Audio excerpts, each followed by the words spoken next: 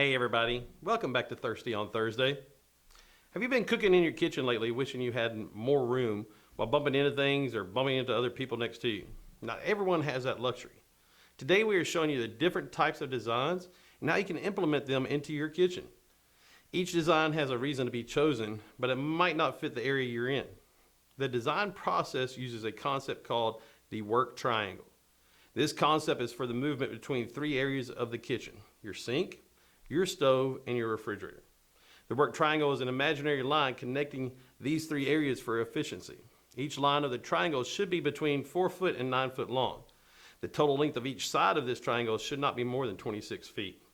There are 5 types of kitchen layouts for this triangle. Sometimes you may not be able to reconfigure the kitchen or change the layout, but the main goal is to pick up the right layout for your optimal kitchen efficiency. First, let's start with the single wall. It's just a straight line of cabinets. There is no triangle and has no flexibility with limited storage space. It's mostly found in smaller homes, and you'll also see it in apartments a lot. Next is a gallery kitchen. All cabinets face each other on a parallel wall. It's great for small spaces with no corners. The disadvantage is that the countertop is always broken up in different areas. For an L-shaped kitchen, cabinets are on adjacent walls, creating a work triangle. This design gives appliance flexibility and no traffic impediment. The disadvantage is that the work triangle can be way too far apart from each other.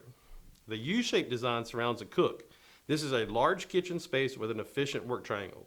This shape has 2 corners and needs enough space between both sides.